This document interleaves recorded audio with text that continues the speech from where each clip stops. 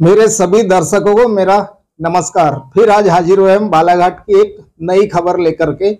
बालाघाट की ताजा खबर। हमारे बालाघाट जिले में जो नेताओं ने हमारे बालाघाट जिले को खोखला कर दिया है, ये वो सेब है जो हमारे बालाघाट को फिर से हरा भरा करेगी, हमारे कई युवाओं को रोजगार देगी, हमारे यहाँ पर शिक्षा की व्यवस्था सुधारेगी, हमारे यहाँ पर जो अस्पतालों की हालत है जो जर्जर हो चुकी है उनको ठीक करेगी। तो चलिए दोस्तों, करते हैं शुरुआत इस खबर की।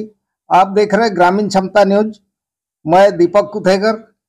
हर बार की तरह आज भी एक बालाघाट की बहुत ही मजेदार खबर निकलकर सामने आई है।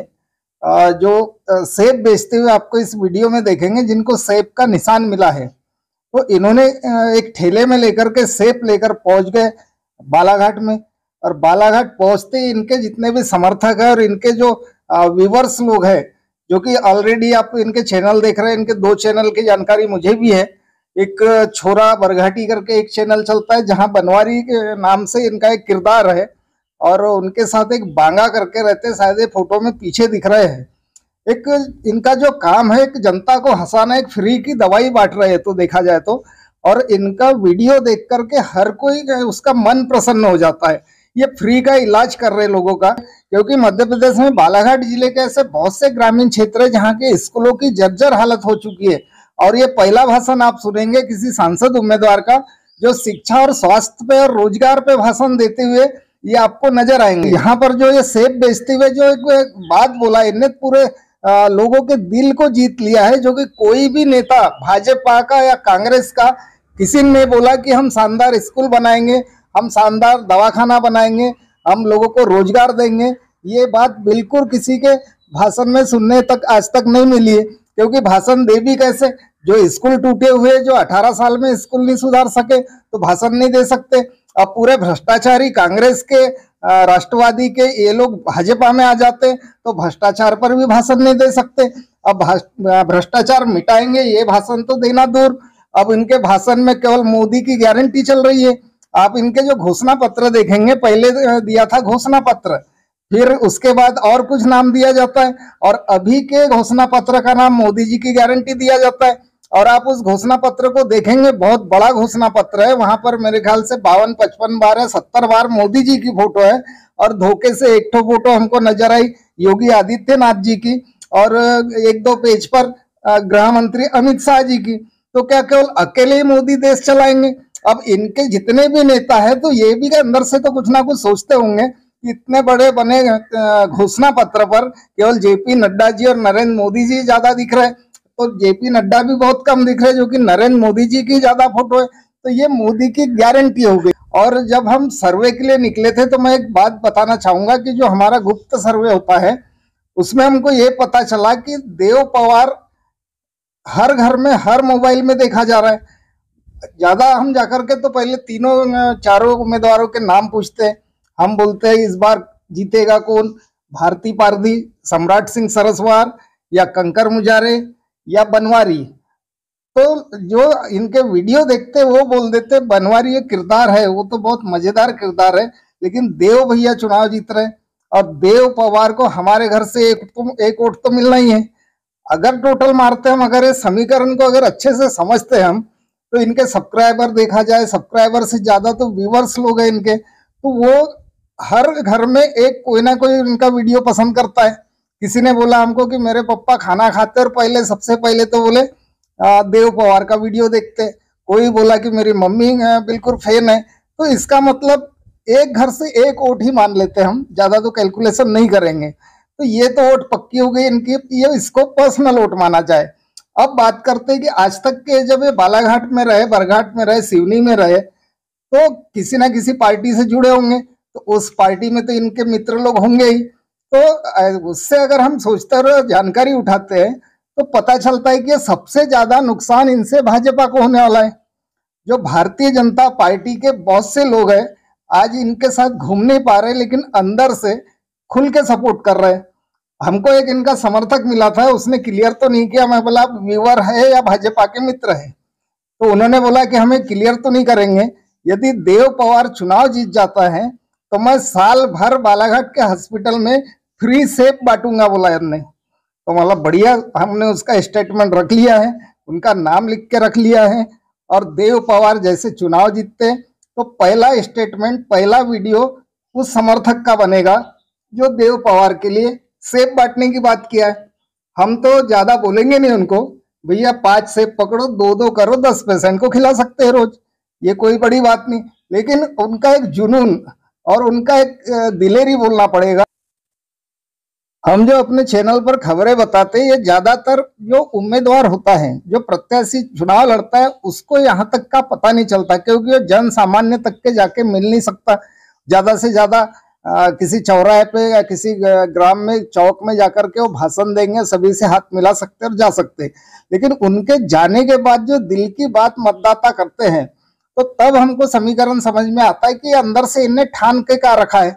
एक तो देखिए, अभी हमने पिछले वीडियो में बताया कि जो शिवराज सिंह चौहान मुख्यमंत्री बनेगा सोचकर उनको जनता वोट देती है, लाडली बहनाएं आज भी अपना भाई मानती है, यानी एकदम मध्य प्रदेश के लिए बहुत ही महत्वपूर्ण चेहरा बन चुके थे शिवराज सिंह चौहान। लेकिन जैसे चुनाव भाजपा जीतती है, जो कि पूरे वादे दावे शिवराज जी चौहान करते हैं, और उन्होंने इतना जनता का दिल जीत के रखा है, भांजे को भांजा, बहन को लाडली बहन बोलने वाले व्यक्ति को दरकिनार कर देते हैं, और एकदम ऐसा एक नाम उतर के आता है कि लोग चकित हो जाते हैं।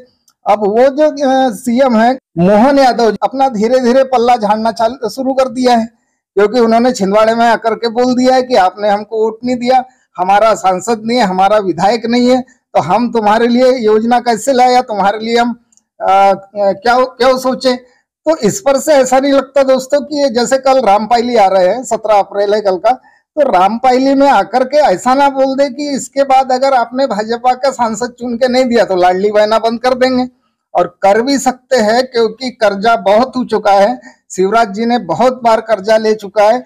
अब लाडली बहना को चलाने के लिए इनको कर्जा लेना पड़ेगा। तो चलाने की बात तो दूर, लेकिन अभी से ही अपने वादों से मुकरने की तैयारी करना चालू कर दी है इन्होंने। अब नंबर आता है लाडली बहना का, फिर आता है विधवा पेंशन का, कि क्या पता कि ये इस चुनाव के बाद दे या ना दे। अब अगर जनता ये भी बोलती है कि जैसे शिवराज जी ने 18 साल यहाँ पर राज किया, अगर वो इस बार 5 साल रहते तो वो किसानों के भी हित में सोचने वाले थे, लाडली बहना योजना 3000 रुपए करने वाले थे, और बहुत सी ऐसी योजना है, विधवा पेंशन है, वृद्धा पेंशन है, ये सब लागू करने वाले थे, लेकिन उनको हटा दिया जाता है। अब जनता तो बिल्कुल जरूर सवाल करेगी कि जब मोदी जी के लिए बोला जाता है कि 10 साल हो गए, लेकिन उन्होंने बहुत कम समय मांगा था ये सब गरीबी दूर करने, भ्रष्टाचार मिटाने, तो अब जनता का ये सवाल बनता है कि मोदी जी को 2047 तक का समय दिया जा सकता है, और शिवराज सिंह को ये 5 साल का क्यों नहीं दिया गया। बालाघाट लोकसभा की खबर में यदि कंकर मुजारे का जिक्र ना हो तो बिल्कुल मजा आ ही नहीं सकता, क्योंकि कंकर निर्दलीय भी चुनाव लड़ते हैं तो वो भी माहौल बना के चलते। लेकिन इस बार का जो समीकरण चल रहा है, जो हम अभी कल चाय पी रहे थे तो वहां कुछ लोग आके बैठे और उन्होंने बोला कि आप न्यूज वाले हैं तो माहौल क्या है बताइए। तो हमने बोला हम तो केवल सवाल करते, आप ही बताइए। तो उन्होंने एक बहुत बढ़िया स्लोगन बोला। आज के वीडियो का टाइटल रहेगा, जो उन्होंने बताया वही टाइटल रख रहे हैं हम। बालाघाट लोकसभा के 2 खतरे, एक देव पवार और कंकर मुजारे। तो इसका मतलब हमने उनसे जानने की कोशिश किया तो बोले इस बार बीएसपी वालों ने कमर कस लिया, बोले कि इस बार कंकर मुजारे जी चुनाव जीतेंगे ही, क्योंकि देव पवार जी तो बीजेपी को पूरा अंदर से खोखला करते जा रहे हैं, और कांग्रेस के भी व्यूवर है उनके, तो ऐसा नहीं कि केवल बीजेपी का वो वोट ले रहे, क्योंकि व्यूवर तो कांग्रेस के भी, व्यूवर तो बीएसपी के भी है, वो हर पार्टी से वोट लेंगे देव पवार। और इधर कंकर मुजारे जी को तो कांग्रेस की तो अंदर से तो पूरा वोट कांग्रेस की कंकर मुजारे को जा रही, और बीएसपी के भी जो लोग हैं वो तो बिल्कुल तन मन लगा दिए हैं। अब भाजपा से भी एक नाराज गुट है, जैसा शिवराज गुट नाराज गुट है, तो पहले से आप सुनते आ रहे हैं, तो वो लोग भी अंदर से इनको वोट करने वाले हैं, क्योंकि पूरा बालाघाट लोकसभा का समीकरण कंकर मुजारे जी और देव पवार ने बिगाड़ दिया है, ऐसा साफ साफ जनता का कहना है। देखना होगा इस चुनाव के बाद कि कितने लोगों को रोजगार यानी नौकरी दिया जाता है। एक तो जुमला निकल गया 2 करोड़ रोजगार प्रति वर्ष, वो 20 करोड़ तो वो बच गए। अब इसके बाद हम देखेंगे कि और जो बहुत से काम है, जो बहुत से विकास बचे हुए हैं, जो गरीबों के विकास बचे, जो कि 81 करोड़ लोगों को राशन दिया जा रहा है। इसका मतलब हमारे देश में 81 करोड़ गरीब लोग हैं, जो उनके आर्थिक स्थिति सुधारा जा रहा है। और कर्जे के मामले में अगर देखा जाए तो टॉप 10 कर्ज में जो देश के नाम होते हैं उनमें पाकिस्तान का नाम नहीं है, जो कि पाकिस्तान को एकदम गरीब देश माना जाता था। टॉप 10 में पाकिस्तान का नाम नहीं है। अब आप गूगल सर्च करके देख लेंगे कि टॉप 10 कर्जे वाले ने सबसे ज्यादा कर्जा लेने वाला देश आप सर्च करिए कि हमारा भारत टॉप 10 में है या नहीं, तो आपको समझ में आ जाएगा। खैर अब जो भी है, लेकिन अब चुनाव बचे हैं, 19 तारीख का चुनाव है, तो हम इसके बाद जो देव पवार ने जो खुल के भाषण दिया बहुत ही अच्छे तरीके से अपने कॉमेडी अंदाज में भी और जनता को जागरूक करने के लिए अब उनका हम भाषण सुन लेते हैं। और मैं बालाघाट और सिवनी जिले के जितने भी हमारे मतदाता बंधु हैं उनसे निवेदन कर रहा हूं कि इस कुपोषित हुए राजनीति के कारण कुपोषित हुए बालाघाट को हमें सेब खिलाना होगा, क्योंकि सेब निशान 10 नंबर का निशान है, हर एक युवा का निशान है। और आज हमारे बालाघाट जिले में जो नेताओं ने हमारे बालाघाट जिले को खोखला कर दिया है, ये वो सेब है जो हमारे बालाघाट को फिर से हरा भरा करेगी, हमारे अगर युवाओं को रोजगार देगी, हमारे यहाँ पर शिक्षा की व्यवस्था सुधारेगी, हमारे यहाँ पर जो अस्पतालों की हालत है जो जर्जर हो चुकी है उनको ठीक करेगी। और जैसे कि मैंने पहले भी बोला था, हमारे बालाघाट प्रॉपर में शहर में आज भी यहाँ पर चाहे वो नगर पालिका हो या फिर हमारे सांसद हो या विधायक हो, वो काम करने में सफल रहे हैं। लेकिन हम आपको ये विश्वास दिलाते हैं कि जब आप एक निर्दलीय युवा को चुनेंगे वो बिना किसी के दबाव में आए काम करेगा।